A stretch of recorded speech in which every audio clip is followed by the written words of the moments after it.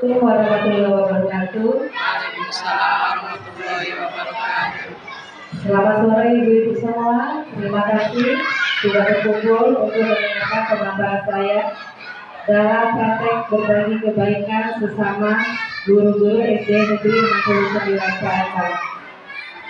Perkenalkan, nama saya Triwi Dastuti, merupakan salah satu staf pengajar SD Negeri 69 Cilacap.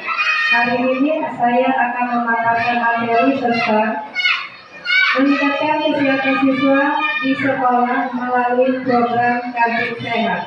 Oke, saya akan menjelaskan tentang pengertian kantin sehat. Kantin sehat itu adalah suatu tempat bagi warga sekolah termasuk peserta didik dapat membeli makanan dan minuman secara sehat. Kenapa materi ini saya ambil? Karena saya menganggap peranan kantin sehat ini sangat baik untuk meningkatkan kesehatan warga sekolah, terutama siswa-siswa, daripada dia jajan sembarangan. Nah, kantin sekolah ini diharapkan bisa mampu membawa anak-anak usia didik kita menjadi anak-anak yang sehat, sehingga dapat memperoleh kecerdasan yang baik. Tujuan dibuatnya kantin sehat adalah menyediakan makanan, minuman bagi warga sekolah. Diharapkan dapat berperan besar dalam menjaga kesehatan para peserta didik serta warga sekolah lainnya.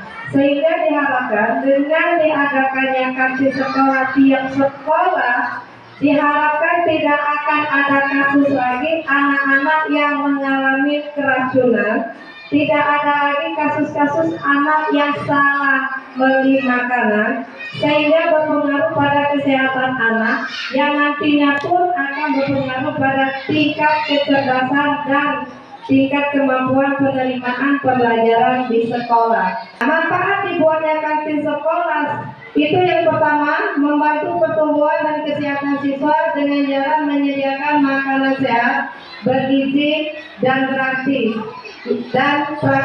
Yang kedua, mendorong siswa untuk memilih makanan yang cukup dan seimbang, serta untuk memberikan pembelajaran sosial kepada siswa. Nah, maksud yang nomor 2 ini diharapkan dengan mereka berjajar di kantin sekolah, mereka berkumpul dengan kawan-kawannya, itu mereka bisa saling menghargai dalam memberi makanan di kantin itu, sehingga mereka tidak saling dulu-duluan. Itulah diharapkan dengan adanya kantin sekolah memberikan anak untuk bisa menghargai orang lain.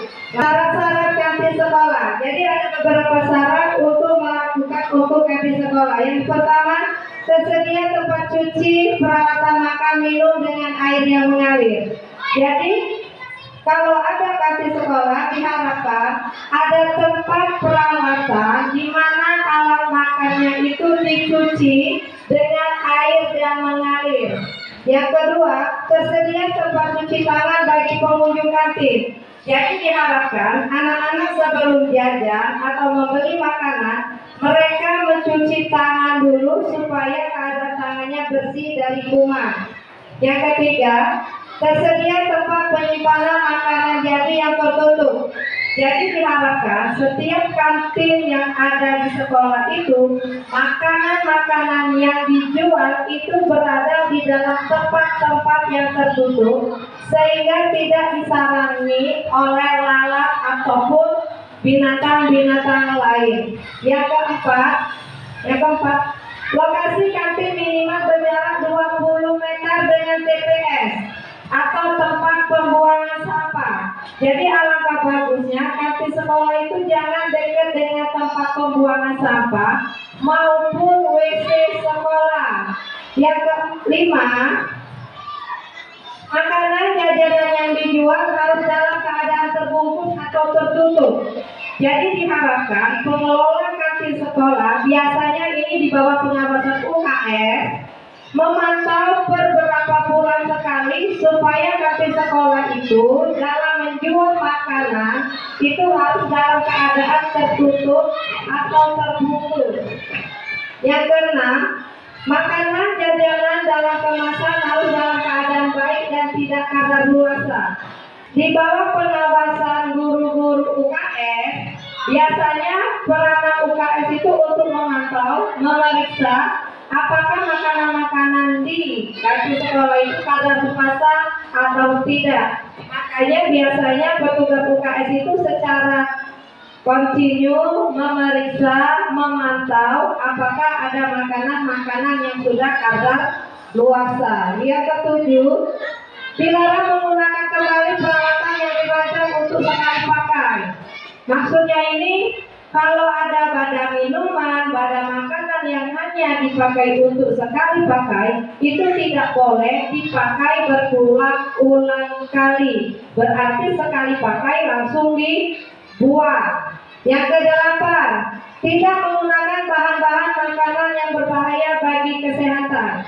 Ya namanya orang jualan ya Pak ya, kadang-kadang hanya memikirkan keuntungan, sehingga mereka kadang-kadang memakai bahan-bahan yang berbahaya untuk kesehatan. Yang penting murah, terutama mereka itu biasanya pakai cat pewarna yang menarik, yang disukai oleh anak-anak. Sudah itu yang kedua mungkin pakai zat-zat pengawet biar makanan tidak mudah basi. Tapi alangkah baiknya kembali lagi kepada peranan petugas UKS untuk memantau bekerja sama dengan puskesmas apakah di kantin-kantin sekolah itu ada makanan-makanan yang mengandung bahan-bahan yang berbahaya bagi kesehatan.